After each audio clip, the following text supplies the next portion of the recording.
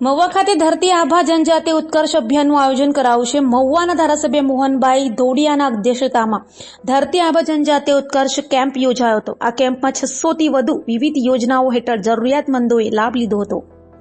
ધરતી આભા જનજાતિ ઉત્કર્ષ અભિયાન અંતર્ગત આદિજાતિની વસ્તી ધરાવતા ગામોમાં પાયાની માળખાકીય તથા વ્યક્તિલક્ષી યોજનાઓના લાભો ઘરઆંગણે મળી રહે તે માટે સુરત જિલ્લાના મહુવા તાલુકાના પ્રાથમિક શાળા વાંક ખાતે ધારાસભ્ય મોહનભાઈ ધોડિયાના અધ્યક્ષસ્થાને સેવા સેતુનો કેમ્પ યોજાયો હતો। કેમ્પમાં 33 જાતિના દાખલાઓ, 16 વૃદ્ધ સહાય પ્રધાનમંત્રી સન્માન યોજના હેઠળ 34 તથા ખેતીવાડી હેઠળ 34 આધાર કાર્ડની 88 હેલ્થ ચેકઅપ કેમ્પ હેઠળ 100 થી વધુ મળી 600 થી વધુ લાભાર્થીઓએ વિવિધ યોજનાઓનો લાભો મેળવ્યા હતા। આ અવસરે ધારાસભ્યએ જણાવ્યું હતું કે આદિવાસીઓના સર્વાંગી વિકાસ માટે રાજ્ય સરકાર કટિબદ્ધ છે, જે માટે વડાપ્રધાનશ્રીએ ધરતી આભા જનજાતિ ઉત્કર્ષ અભિયાન ઉપાડ્યું છે। છેવાડાના માનવીઓને અનેકવિધ કલ્યાણકારી યોજનાઓનો લાભો ઘર આંગણે મળી રહે તે માટે કેમ્પનું આયોજન કર્યું છે।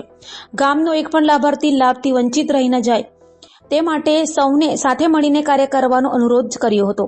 અગાઉ જમીનોમાં 7/12માં વારસદારોના વધુ નામોના કારણે ખેતીવાડી માટે વીજ કનેક્શનો મળતા ન હતા, પણ સરકારમાં રજૂઆતો કરીને સુધારો કરીને હવે ખેતી કરનારે વીજ કનેક્શનો લાભો મળતા થયા છે। બાળકો ભણી ગણીને વાંચન કરીને આગળ વધી શકે તે માટે તાલુકામાં લાઇબ્રેરીઓ બનાવવામાં આવી રહી છે। તો આ કાર્યક્રમમાં તાલુકા પંચાયતના પ્રમુખ શીલાબેન પટેલ, મામલતદાર મહુવા તથા અન્ય પદાધિકારીઓ ઉપસ્થિત રહ્યા હતા।